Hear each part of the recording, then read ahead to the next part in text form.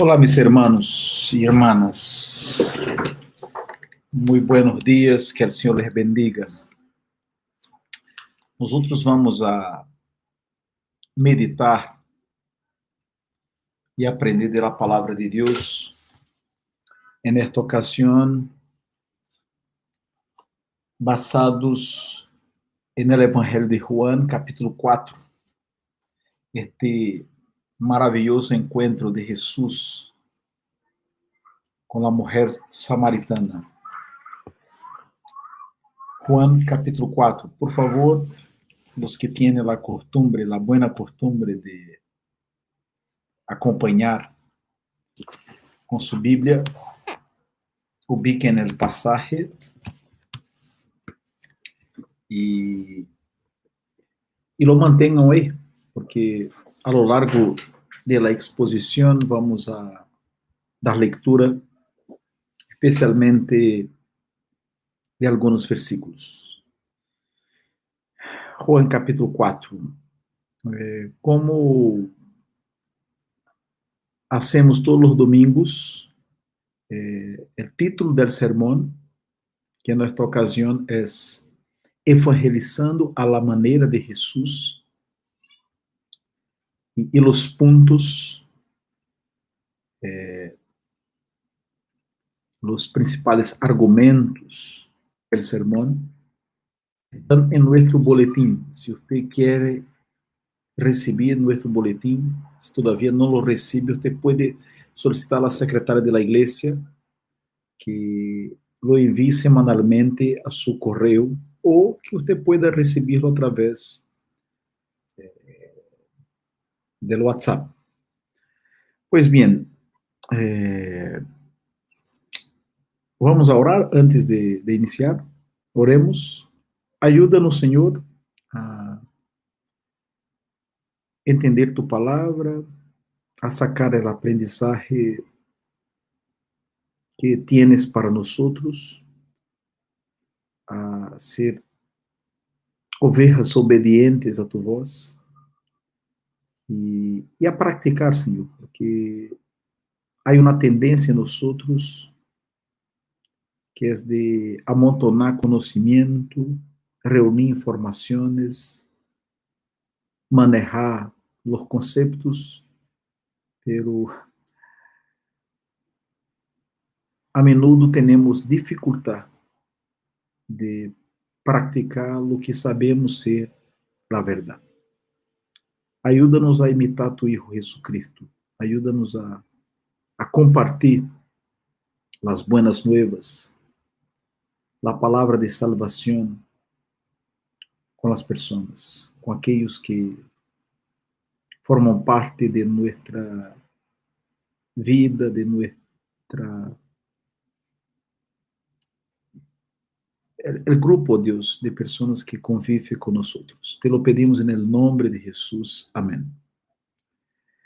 Me gustaría iniciar este sermón haciendo la siguiente pregunta. ¿Cuál fue la última persona que usted evangelizó? Que usted habló de Cristo? ¿Con quién usted compartió el evangelio? ¿Se acuerda? No estoy preguntando cuál fue la última persona a quien usted invitó a ir a la iglesia, a quien usted quizás haya regalado un livro evangélico ou uma Bíblia, sino qual foi ou hace quanto tempo que esta pessoa escuchou o evangelho de tu boca, que você compartilhou a mensagem de las buenas nuevas com alguém. El hecho es que la evangelización es un desafío y para muchos, y yo me incluyo en ese grupo,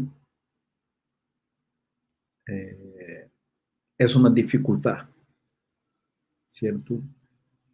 Hablar de Cristo, apresentar o evangelho, mostrar qual é o caminho, apontar o caminho de salvação.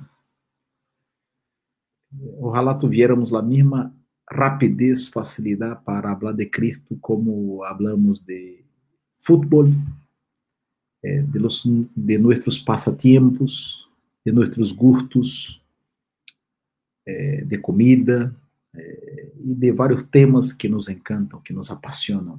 Pero tenho a impressão que, como eu, há vários outros cristianos que têm esta dificuldade de evangelizar, de tomar a iniciativa de iniciar uma conversação e conduzir esta conversação hasta a persona de Jesucristo. En este pasaje, en este encuentro, Jesús nos enseña como evangelizar. Pero para entender este pasaje, este encuentro de Jesús que era judío, com esta mulher que era samaritana, é necessário volver um pouquinho no tempo e recordar alguns eventos da história bíblica e da história não bíblica, porque há situações do Novo Testamento que se passaram já no período chamado interbíblico, é decir, no espaço entre o Antigo e o Novo Testamento. Vocês sabem que tras a morte do rei Davi, estamos falando de mais ou menos 1000 anos antes de Cristo, seu filho Salomão se hizo rei de Israel. Foi um reino exitoso. Israel progressou do ponto de vista econômico, do ponto de vista de las relações diplomáticas, e se construiu o templo em Jerusalém. Tras a morte de Salomão, seu filho Roboam não teve sabedoria e, bajo o reinado de Roboam, certo, o reino de Israel se dividiu. E aí, certo, se inicia a história de dois reinos, certo, no Antigo Testamento. O reino del norte, certo, conformado por 10 tribos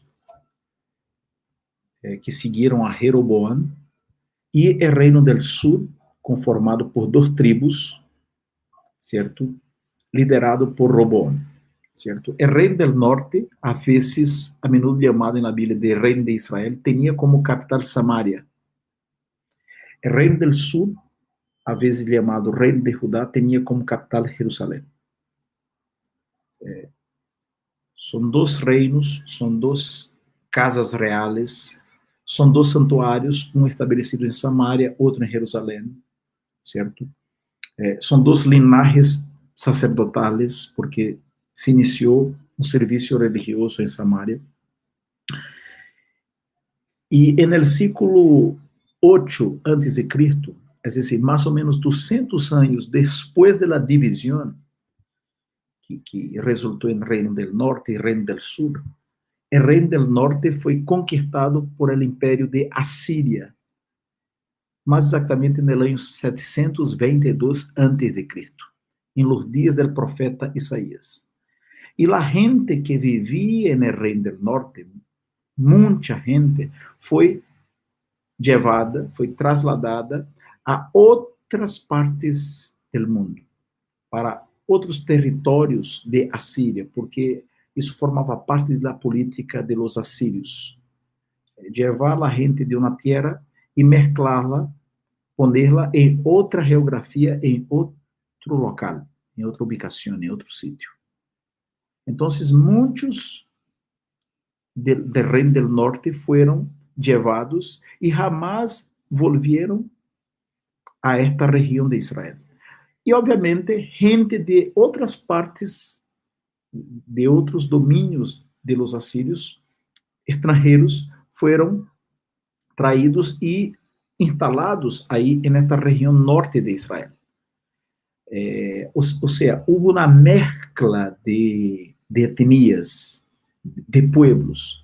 Este é o origen do pueblo samaritano, certo? Então, o reino del norte desapareceu y jamás hubo regreso del cautiverio, como pasó con el Reino del Sur, porque el Reino del Sur tuvo una vida más larga y existió hasta el año 587 a.C., quando Nabucodonosor e Babilônia tomaram a Jerusalém, mataram a muitos judeus, certo? E aqueles que não foram mortos foram levados a Babilônia como escravos, certo? Aí há o período do cautiverio babilônio, certo? De 70 anos, e depois alrededor de 50.000 judíos vuelven y retoman la colonización de Jerusalén y de las regiones cercanas. Es la época, por ejemplo, la época final, ¿cierto?, de Neemías y Esdras. Pero el punto acá que quiero destacar es que desde el siglo 8 a.C., ¿cierto?, desde que desaparece el reino del norte, y ahí se da el origen del pueblo samaritano. Desde entonces, más o menos 800, 750 años antes de Cristo, hasta la época del Nuevo Testamento, hasta este encuentro de Jesús con la mujer samaritana, son dos pueblos, el pueblo judío y el pueblo samaritano, con historias diferentes. Y cuando me refiero a historias diferentes, a lo que voy, isso significa, em termos concretos, certo? Que cada pueblo desarrollou sua tradição religiosa. Por exemplo, a Bíblia que os samaritanos usavam não era exatamente a mesma Bíblia que os judeus utilizavam. Para os samaritanos, eles adoravam, tinham como monte sagrado o monte Gerizim. Os judeus tinham a cidade de Jerusalém. Havia uma histórica rivalidade entre judíos e samaritanos.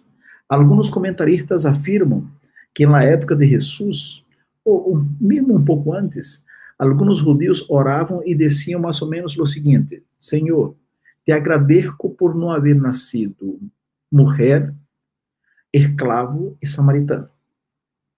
Havia um ódio, havia uma enemistade histórica entre judeus e samaritanos, a ponto que quando os judeus que estavam, certo, em Jerusalém necessitavam ir ao norte de Israel, obviamente eles tinham que Samaria, a região de Samaria estava entre Jerusalém e o extremo norte de Israel.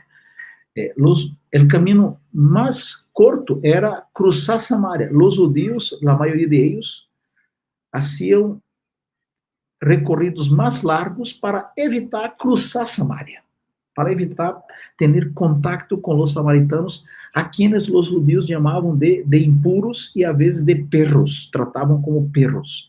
Por isso, a parábola do bom samaritano que Jesus contou é um golpe muito duro em los judeus.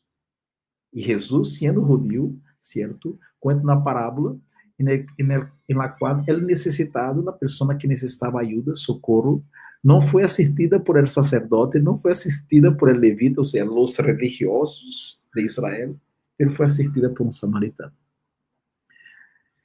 Então, com este telão de fundo, nós podemos entender algumas coisas que se passam no texto. Tendo presente que o que vamos enfocar é a maneira através da qual Jesus leva a cabo a evangelização. Ele anuncia o reino de Deus, ele habla de água viva a esta mulher, certo? Pero para entender, certo, a evangelização à la maneira de Jesus, é necessário ter presente este telão de fundo para dimensionar, por exemplo, o espanto, o choque de los discípulos que quando regressam vem a Jesus conversando com a mulher samaritana e se quedam como que aí, como se diz, desencarrados. Assim que, pensando, tendo presente que o Senhor espera que nós hablemos de Ele, certo? A evangelização é uma ordem a todos os cristianos. E considerando que algumas pessoas, entre as quais eu me incluo, tiene dificultad para evangelizar, veamos en este capítulo, hermanos, algunos principios, ¿cierto?, sobre evangelización. Veamos este pasaje bajo este título, bajo esta perspectiva de evangelizar a la maneira de Jesús. Pastor, como devo evangelizar? O que devo fazer para evangelizar? A primeira coisa que quero destacar, certo, é que aprendemos com Jesus que necessitamos conectar-nos com as pessoas. Me sigam na leitura, a partir do versículo 1. Quando, pois, o Senhor entendeu que os fariseus haviam ouído dizer: Jesus hace e bautiza mais discípulos que Juan, se referia a Juan el Bautista. Aunque Jesus não bautizava, sino seus discípulos, saiu de Judeia e se foi outra vez a Galiléia. E lhe era necessário passar por Samaria. Vino, pois, a uma cidade de Samaria chamada Sicar, junto a la heredad que Jacob deu a seu filho José. E estava allí el poço de Jacob. Então Jesus, cansado del caminho, se sentou assim junto ao poço. Era como a hora sexta, é decir, meio-dia. Nesta região do mundo é um calor pior que o calor que hace em Santiago, certo? Em los meses de enero e fevereiro. Aunque este ano o Senhor ha tenido misericórdia de nós e o calor não foi tão potente como em anos passados. O Senhor já teve misericórdia porque a pandemia já nos ha castigado harto. E o texto sigue e diz: vino uma mulher, versículo 7, de Samaria, a sacar água. E Jesus lhe disse: dá-me de beber. Fíjense, a iniciativa de Jesus de dialogar, de conectar-se, de encontrar um ponto de contato com esta mulher. Pois seus discípulos haviam ido à cidade a comprar de comer. A mulher samaritana lhe disse: como tu, sendo judío, se acuerdan del telão de fundo? Para entender acá o espanto da mulher, a reação da mulher, como tu, sendo judío, me pides a mim de beber? Ou seja, como tu, sendo judío, pide a uma samaritana, mulher, de beber? Que sou mulher samaritana. Porque judeus e samaritanos não se tratam entre si. Esta informação se nos la entrega Juan, ele que escreveu o Evangelho. Respondeu Jesus e lhe disse: se conocieras el don de Deus e quem és el que te dice, dame de beber, tu le pedirias e ele te daria água viva. Primeiro princípio, há que conectar-se com a gente. Há um par de meses, Rosana me compartilhou um livro, me falou de um livro, e me compartilhou o conteúdo. O livro se chama El Otro. E o autor do livro diz que, em relação ao outro, nós temos basicamente três opções, três caminhos, três respostas. Ante o outro, uno pode guerrear, certo? E tratar o outro como inimigo. Segunda opção, ante o outro, uno pode huir, aislar-se, esconder-se. Não vou a estabelecer qualquer contato, qualquer diálogo com o outro. Ou o terceiro caminho, vou a dialogar, vou a conversar com o outro, certo? Jesus empieza uma plática, um diálogo com esta mulher. Como gatilho para iniciar o diálogo com a samaritana, Jesus echa a mano de sua sede. Era meio-dia, Jesus estava cansado. O comentarista bíblico Guillermo Hendrickson, ou William Hendrickson, afirma que se alguém quer penetrar o coração de uma pessoa, pode usar dois métodos: hacer-lhe um favor ou pedir-lhe um favor. Segundo Hendrickson, se alguém quer penetrar ou conhecer o coração de uma pessoa, pode hacer-lhe um favor e ver como a pessoa reacciona ou pedir-lhe um favor. A menudo, segundo Hendrickson, a segunda opção, o segundo método, pedir um favor, é mais eficaz. Jesus combinou ambos. Jesus le pide um favor, mas também depois hace um favor a esta mulher. Jesus se acerca a ela. Jesus não la evitou. Jesus não la menospreciou. Jesus não la condenou por ser uma mulher cuja vida era reprochable.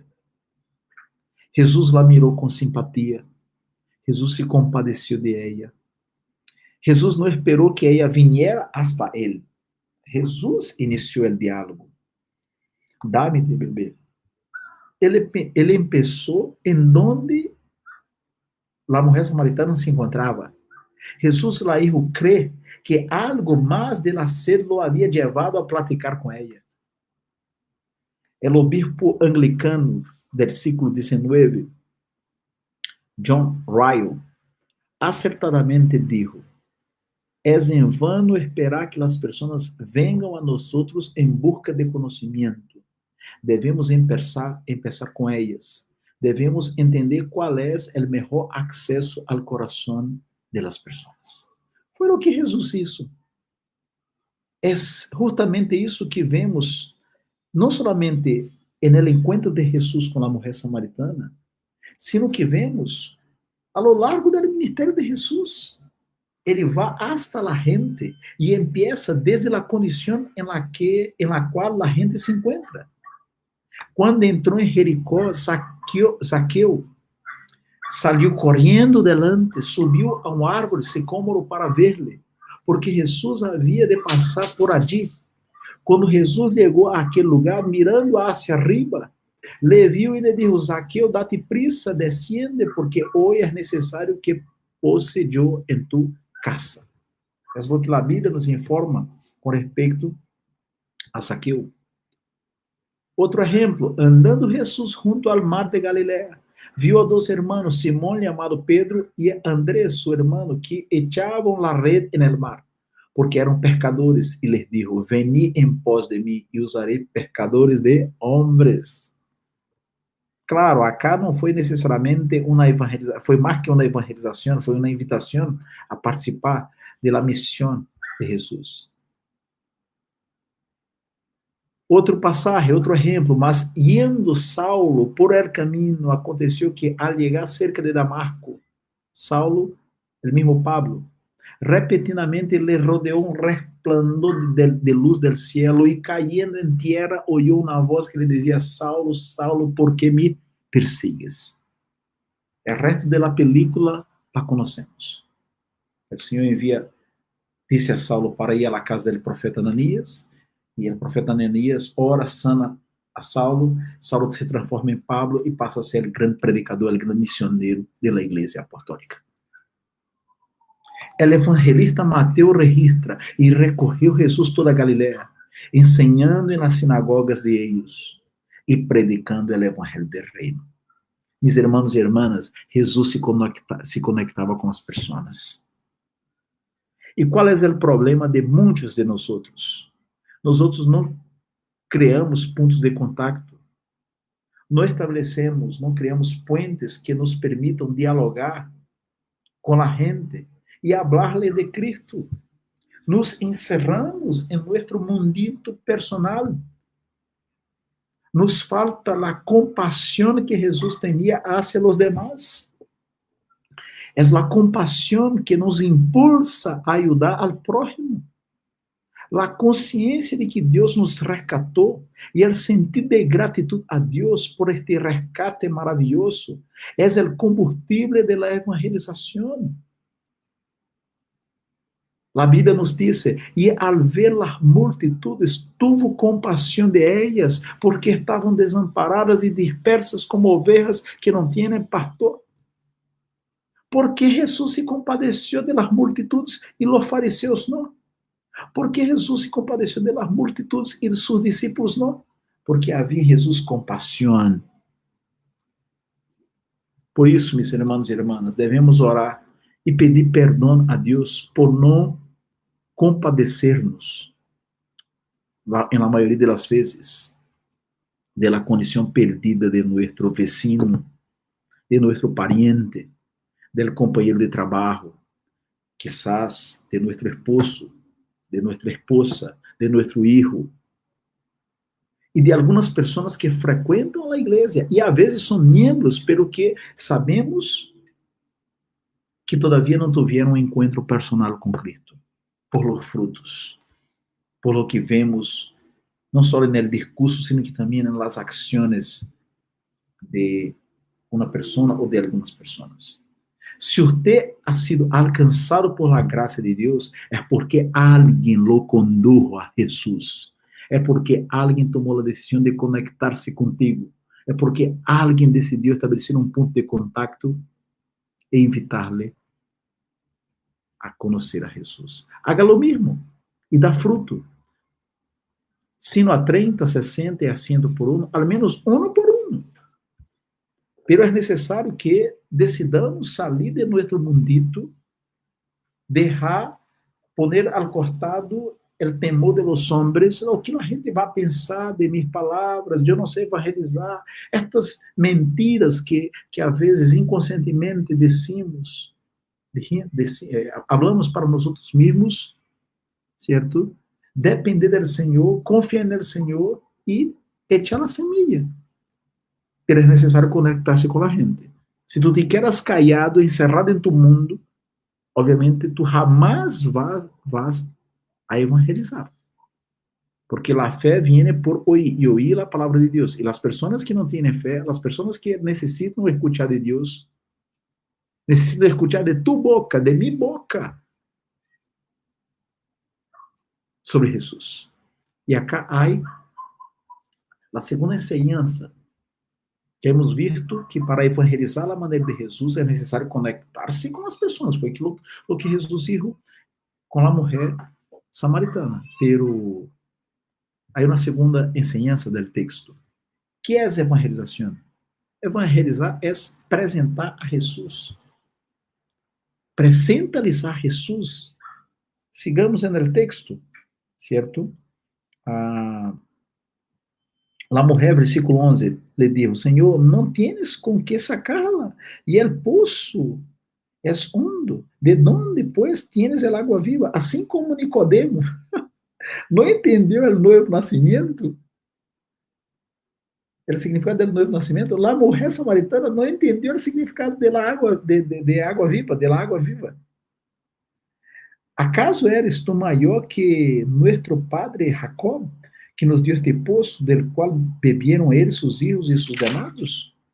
Respondeu Jesus e lhe disse, qualquer que bebiere desta água volverá a ter sede.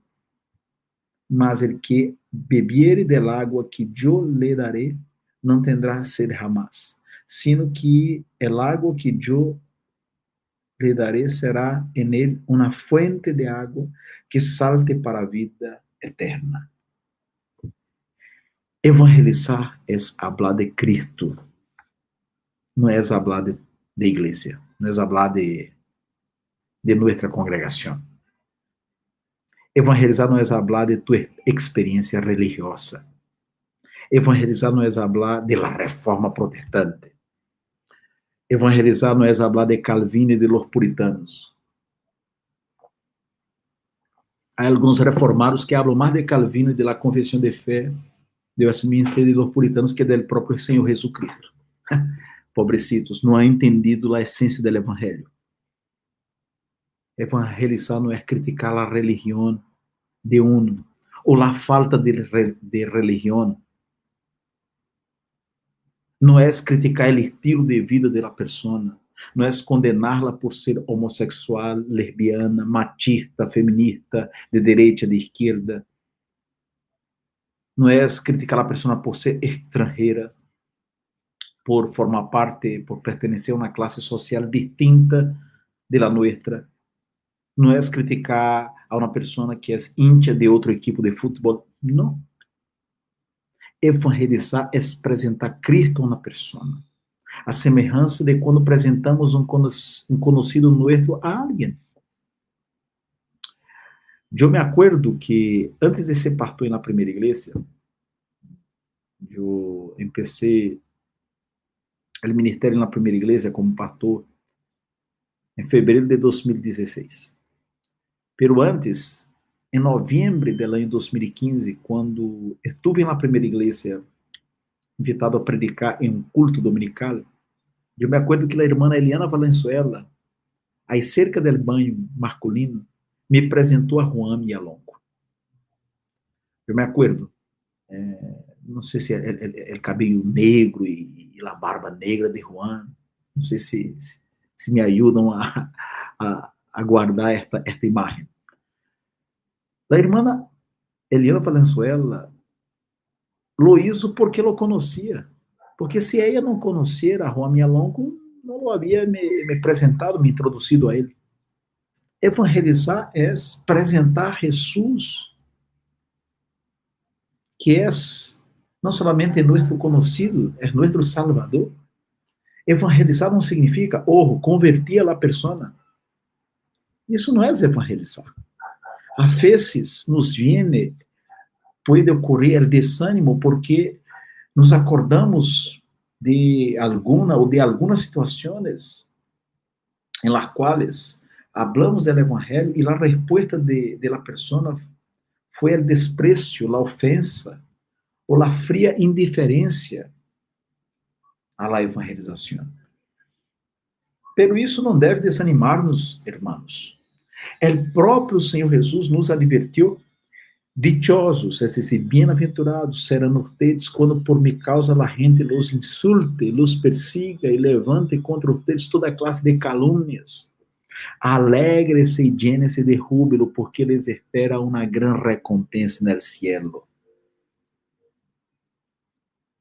Pero déjenme mencionar-lhes outras razões ou situações por las quais não devemos desanimar-nos. A palavra de Deus é poderosa. Ela não vuelve vacía, hermanos. Eu tenho um amigo, se chama Inaldo, ou Inaldo, em Brasil. Em uma ocasião, Inaldo era professor. Ele vivia em la capital de uma região de Brasil e durante alguns dias na semana se ia ao campo, certo? Al interior, como decimos em Brasil, e impartia classes em uma escola. E Inaldo me comentou, me acuerdo, o seguinte, que em certa ocasião ele recebeu uma carta, estava em sua casa, e na capital, recebeu uma carta, e viu o nome de remitente, e não pescou, não se acordou, não ubicou a remitente. Abriu e leu a carta. A carta era de uma mulher que lhe agradecia por el hecho de que ele lhe havia hablado de Cristo, lhe havia evangelizado um par de anos antes. Ou seja, esta mulher se havia convertido muito tempo, algum tempo depois de ser evangelizada. A moral da história, vocês já entenderam? A palavra de Deus é poderosa para ser muito mais do que somos capazes de suponer. Às vezes, uno evangeliza, uno habla de Cristo, a pessoa não toma em sério. A pessoa não aceita o tiro. Pero Deus pode usar o que nós hablamos e fazer uma obra no coração da pessoa. Incluso pode ser que entre nós, na primeira igreja, há pessoas que se hayan convertido assim. Às vezes a pessoa está na igreja, ou leva anos na igreja, e não é convertida, não se convierte. E o Senhor, em determinada ocasião, realiza a obra e utiliza os mensagens, ou algum mensagem, ou o conjunto de los mensajes que a pessoa havia escuchado a lo largo da vida. Outra coisa importante a ter presente é que, ao evangelizar, o foco da ação não deve ser a conversão da pessoa.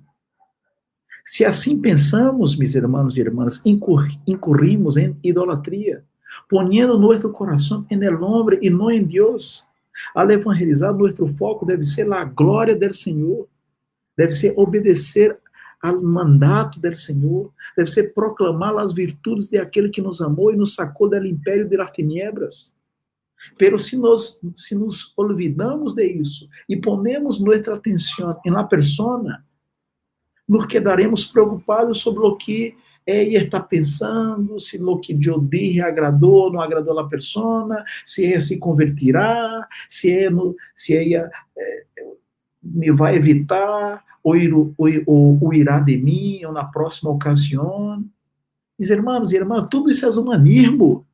Necessitamos evangelizar, porque isso o Senhor determina, estabelece em sua palavra, para agradar a Deus, para glorificar ao Senhor. O que Deus hará com os versículos, com o contenido de nossa conversação, com a evangelização que levamos a cabo, isso é obra, isso pertence ao Senhor.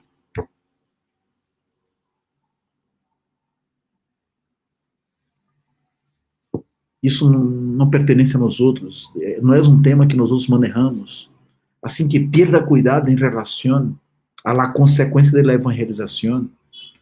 A ti e a mim nos toca evangelizar, hablar de Cristo e não convencer a la persona sobre temas doutrinários e não realizar a obra de transformação do coração.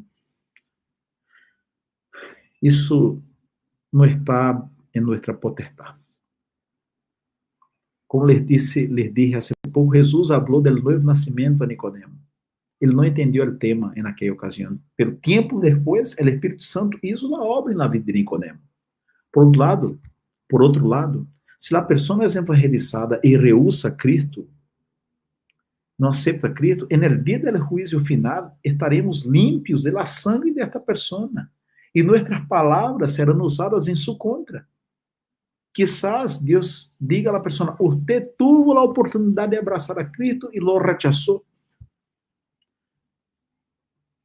Pero pastor, que devo dizer a la persona? Como decir? Como falar de Cristo? Mi hermano, mi hermana, hable de lo que Deus ha hecho en tu vida. Se tu eres creyente, isso significa dizer que o Senhor já realizou uma obra em tu vida. Dá tu testemunho. Recita um versículo. Deus é nosso amparo e fortaleza, nosso pronto auxílio nas tribulações. Jesus morreu por ti. Pero pastor, não sei se és um elegido, isso não compete a ti. Jesus morreu em la cruz e tem poder para salvar pecadores. Anuncia a morte de Jesus. Deus te bendiga. Certo? Habla de Cristo. Habla de la obra de Cristo. Habla del Evangelho. Recita versículos. Comparte lo que Deus ha hecho en tu vida. Pero habla del Senhor. Anuncia a Cristo. Terceira verdade sobre como evangelizar a maneira de Jesus. Já hemos visto que é necessário conectar-se com as pessoas. Não há como evangelizar callado, sem hablar. Não sei que você haga como o irmão Mário Basulto, irmão de nossa irmã em Cristo, Macarena Basulto. O irmão Mário Basulto escreve uns devocionais, certo? Nos últimos tempos ha escrito sobre os encontros de Jesus. E ele envia por correio a amigos suyos, a pessoas que não são creyentes. E ele explica de maneira muito clara, de maneira muito simples, certo? O significado do encontro de Jesus com Nicodemo, do encontro de Jesus com Zaqueu. E comparte, ele escreve, certo? Aí escreve um texto de 2, 3 páginas, certo? Pero de maneira que qualquer pessoa pode entender, certo? Não é uma classe de teologia.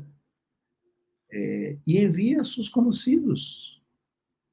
É uma maneira de evangelizar, porque ele está anunciando a Cristo, usando o correio, certo? Pero de todas maneiras, ele toma a iniciativa. Outra enseñança, evangelizar é apresentar a Cristo. Terceira lección, decir la verdad, diles la verdad. Sigamos acá, que o texto sigue. A partir do versículo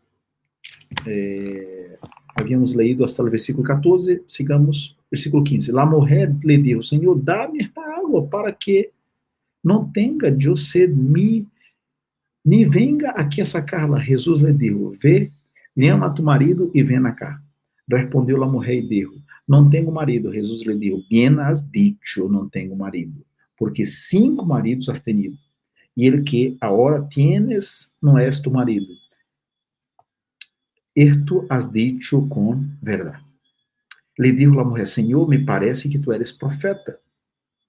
Nuestros padres adoraram en este monte, Gerizim, e vosotros decís que em Jerusalém é o lugar donde se deve adorar. Notam? Se dão conta aí de la enemistad histórica, de la barreira étnica. Jesus lhe dijo, mulher, créeme, que a la hora viene quando ni en este monte de los samaritanos, ni en Jerusalém adoraréis al Padre. Vosotros adoráis lo que não sabeis, nosotros adoramos lo que sabemos, porque a salvação vem de los judíos.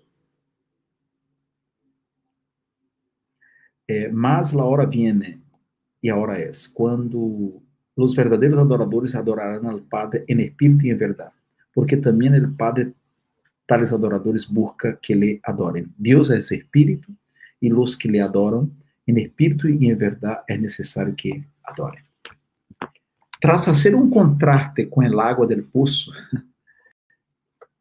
que não satisface para sempre, porque uno vuelve a tener sed, e a nova vida que emana de ele, é decir, é a água viva.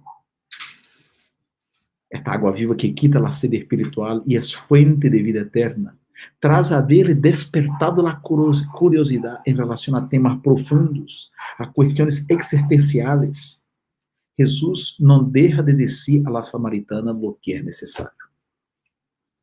Pero lo hace tal como lhe é próprio, diciéndole la verdade em amor, diferente de los fariseus, que diziam la verdade a las personas, pero sin amor, sin compaixão, sin misericórdia. Que passa quando uno declara la verdade sin amor? O que passa é que as palavras se transformam em carga, em peso, porque vão impregnadas de moralismo, de legalismo, e assim não transmitem a suave e restauradora graça de Deus, porque não têm a graça de Deus. A verdade dita sem amor pode ser tão nociva como um veneno, pode ser tão daninha como um cuchillo afilado. Um dos problemas de nossa época, irmãos e irmãs, é a cultura de hipocrisia que nos rodeia. É impressionante. Há uma cultura de hipocrisia em que somos impulsados, empurrados a não dizer as coisas como são. Já não se pode, por exemplo, dizer que alguém é ladrão porque isso suena indelicado. Não é ladrão, sino alguém que foi marginalizado por a sociedade. É um excluído e por isso tomou este caminho. A um hijo mimado e perezoso, alguns recomendam não repreendê-lo, porque isso pode ser opressivo e generar nele um complexo de inferioridade. Les vou dar outros exemplos de hipocrisia, de mentira. Exemplos próprios de nossa época. Já notaram como a sociedade em geral considera as pessoas que vivem juntas sem ser casadas como um matrimônio? Já há muitas pessoas que têm vida marital, vida conjugal, que não estão casadas, e a sociedade trata como se for um matrimônio. Não são um matrimônio. Já notaram como a sociedade descreve uma relação entre pessoas do mesmo sexo como pareja? São uma pareja. Não são pareja.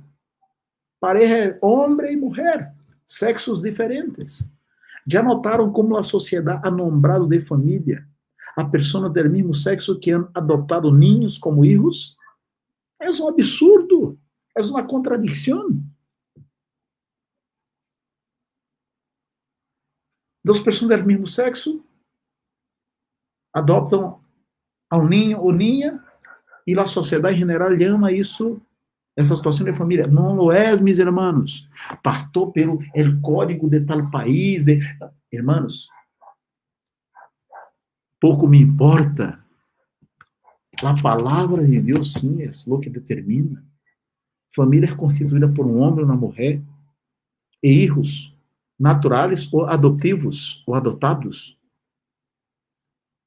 Não existe essa ideia de família, pessoas do mesmo sexo. Les vou dar outro exemplo de hipocrisia. En el contexto del estallido social en Chile, certo? Ante muitas cenas de vandalismo, de violência innecessária, de roubos, de depredação do patrimônio público e privado, vimos diversas vezes em la tele e nas redes sociais pessoas justificando dichas ações ou tratando de diminuir a gravidade dos hechos praticados. Hipocrisia. E nesse sentido, me refiro à hipocrisia, a classe política é experta em poner em prática lo politicamente correto. Quase todos os políticos se han vendido, certo, a la simpatia de la gente. Não sei se les comentei uma ocasião que um político em Brasil, aí a fins de la década de los 80, que foi fotografiado, se diz? Era um feriado em Brasil, 12 de outubro, certo? E 12 de outubro é um feriado, é a comemoração de uma santa, de la Senhora de ellos, dizem de Nuestra Senhora, não sei de que coisa. E por la manhã este político foi visto participando em uma missa católica. E em la tarde estava em um culto evangélico. E al dia seguinte, o principal diário de São Paulo pôs a foto deste político, duas fotos. Uma de ele participando na missa católica em la manhã do dia anterior e na outra foto ele participando do culto evangélico na tarde do dia anterior. Assim são a maioria dos políticos. E às vezes nós outros nos portamos assim, de maneira hipócrita. Jesus não foi hipócrita com esta mulher. Jesus não hizo vista gorda para a situação irregular, para o pecado que esclavizava esta mulher. Como não hace vista gorda em relação a nossos pecados e ao pecado de nadie. Esse espírito de politicamente correto ha ingressado, meus irmãos, em la igreja. Me refiro à igreja do Senhor em termos generais. Alrededor do mundo, incluso em Chile e Brasil, há denominações e congregações que se han curvado ao espírito deste ciclo. Em Europa e Estados Unidos, a grande maioria das denominações já não condena as uniões homossexuais, sino que aceita pessoas adeptas do homossexualismo como membros e les permite ocupar cargo de liderazgo eclesiástico. Há denominações na Europa e Estados Unidos que têm a lesbianas como pastoras, a gays como pastores. E por que lo hicieron? Porque querem acompanhar a evolução, segundo eles, querem acompanhar a evolução, as mudanças sociais de los tempos. E a igreja, segundo eles, planteu, não pode quedar-se atrasada, não pode quedar-se retrógrada no passado, deve também seguir a onda. Em vários lugares do mundo, a linguagem bíblica ha sido cambiado. Já existem Bíblias adaptadas às minorias, certo? Bíblias em las quais certos versículos han sido adulterados para não herir a gays, lesbianas, transexuais. Hace pouco eu tive acesso a um documento, certo, de uma igreja presbiteriana na América Latina. Esta igreja pôs um anexo, um añadido a sua declaração, a sua confissão de fé. E neste anexo se lê o seguinte, escutem o que se lê neste anexo de uma igreja presbiteriana na América Latina. Eu não vou mencionar nomes, não por ser politicamente correto, simplesmente para não dar direito, para não meter-me em um lío judicial e não ser obrigado a ceder direito de resposta a esta denominação. Pero em seu anexo, em el anexo de sua declaração de fé, ela disse: proclamamos e confessamos, escutem, a Jesus de Nazaré, à la luz de los evangelhos, como Hijo de Deus, que nos lleva a invocar a Deus como Padre e Madre nuestros. Que nos lleva a invocar a Deus como Padre e Madre nuestros, mis hermanos. A Bíblia não apresenta Deus como Madre. A Bíblia apresenta Deus como Padre. Pero pastor, é que os tempos han cambiado. Não me importa os tempos, meus irmãos. Nós não somos chamados a viver segundo este ciclo, este mundo. Não vamos a relativizar a palavra de Deus. A la mujer samaritana, Jesus dijo, versículo 17, segunda parte: bien has dicho, não tenho marido, porque 5 maridos has tenido, e el que agora tienes não é tu marido. Isto has dicho com verdade. Jesus está dizendo: tu estás cometendo adultério. E outra coisa que demonstra que Jesus não é politicamente correto: la salvación viene de los judíos, versículo 22, certo? Vosotros adoráis lo que não sabeis, nosotros adoramos lo que sabemos, porque la salvación viene de los judíos. Pastor, não, pastor, la salvación viene de los chilenos, pastor. La salvación viene de los brasileños. La salvación viene de los judíos. Jesús es judío.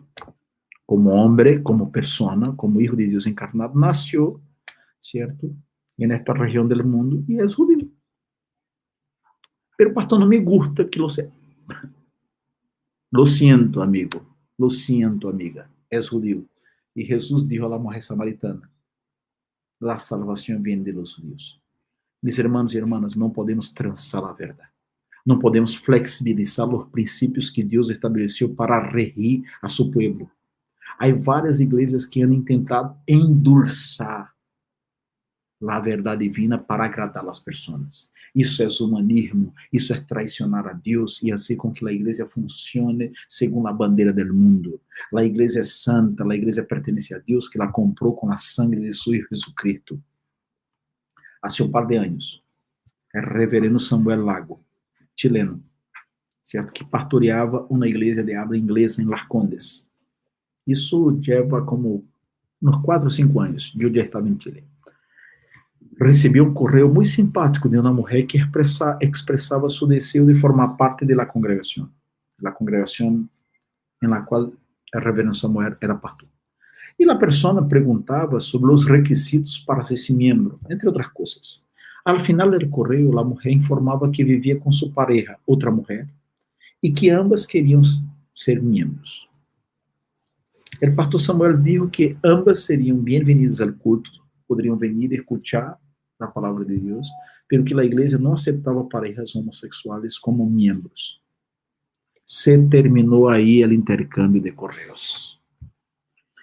Este é o preço que a igreja deve estar disposta a pagar. Se a igreja está disposta a ser fiel a Deus, se a igreja está disposta a não endulçar o evangelho, a igreja necessita aprender a administrar as perdas, a consequência de sua fidelidade a Deus. Não importa que seamos poucos, certo? Pero necessitamos manter a fidelidade a Deus. Não estou dizendo que os números e o crescimento não é importante, não é isso. A qualidade não é estéril. A fidelidade a Deus a menudo genera crescimento, pero não podemos buscar crescimento, certo? Desejando ou tentando moldear, endulçar a verdade de Deus. Não somos chamados a renunciar aos valores da fé cristiana em nosso diálogo com as pessoas. Devemos dizer-lhes a verdade em amor, pero sem vacilar. Finalmente, aí o tempo se me foi. Hay que ir chamando a las oportunidades. ¿Por qué, pastor, ir chamando a las oportunidades? Porque a partir de la mujer samaritana, los samaritanos supieron de Jesús y creyeron en él. Versículo 40. Entonces vinieron los samaritanos a él y le rogaron que se quedase con ellos, y se quedó allí 2 días. Y creyeron muchos más por la palabra de él. Y decían a la mujer: ya no creemos solamente por tu dicho, porque nosotros mismos hemos oído y sabemos que verdaderamente este es el Salvador del mundo, el Cristo. Es decir, a partir de esta mujer, puertas fueron abiertas, oportunidades aparecieron. El agua viva que fluyó de la fuente, que fue el corazón de la samaritana, inundó la vida de muchos en Samaria. Es interesante ver el recorrido que Jesús hizo antes de llegar a Samaria.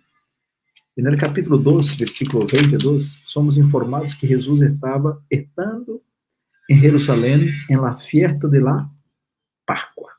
Jerusalén. Capítulo 3, versículo 22. Después de esto, vino Jesús con sus discípulos a la tierra de Judea. Y ahí en el capítulo 4 llega Jesús a Samaria. Jerusalén, Judea y Samaria. Estos lugares les recuerdan algo. ¿Qué dijo Jesús a sus discípulos por ocasión de su ascenso? Pero recibiréis poder cuando haya venido sobre vosotros el Espíritu Santo, y me seréis testigos en Jerusalén, en toda Judea, en Samaria y hasta lo último de la tierra. Es decir, Jesús recomendó a sus discípulos que ellos hicieran lo mismo que él hizo, echar mano a las oportunidades, evangelizar en todas las partes. A los corintios, Pablo les informó lo siguiente: estaré en Éfeso hasta Pentecostés, porque se me ha abierto puerta grande y eficaz. Necesitamos, mis hermanos y hermanas, rescatar el espíritu misionero en nosotros, en los cristianos. Usted es un misionero, yo soy un misionero, usted es un evangelista, yo también. Tú y yo, cada uno, es un faro en medio de las tinieblas. Uno de los hechos más hermosos en la historia de la iglesia evangélica en Brasil es la conversión del cura José Manuel da Conceição. José Manuel da Conceição foi um cura del século XIX, havia nascido no ano 1822 e havia sido consagrado, ordenado cura no ano 1845.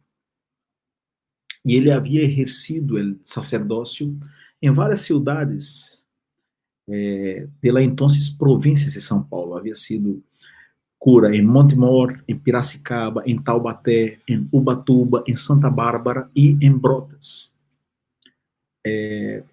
Pero José Manuel da Conceição, este cura, era um grande conhecedor da Bíblia. E ele, como cura, ele não promocionava, ele não ensinava algumas coisas muito fortes, muito comuns no catolicismo romano, pero que não estão de acordo com a Bíblia, como, por exemplo, a adoração de imagens. E, ao longo dos anos, este cura recebeu o apodo de el cura protestante, porque sua mensagem, seus sermões, como cura, eram muito parecidos a los sermões de los predicadores evangélicos. El hecho es que la diócesis, ¿no?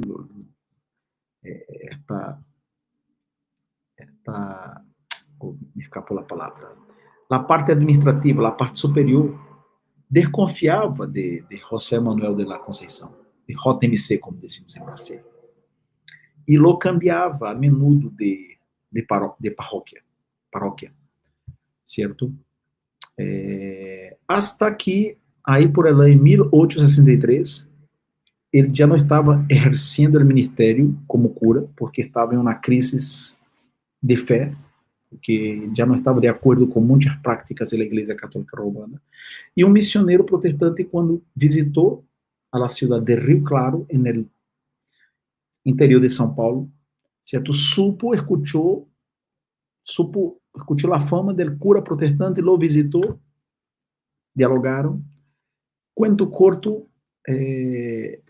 José Manuel Conceição renunciou ao catolicismo, hizo sua profissão de fé, foi recebido como membro da Igreja Presbiteriana em 1864 e en el dia 17 de diciembre de 1865 foi ordenado pastor presbiteriano.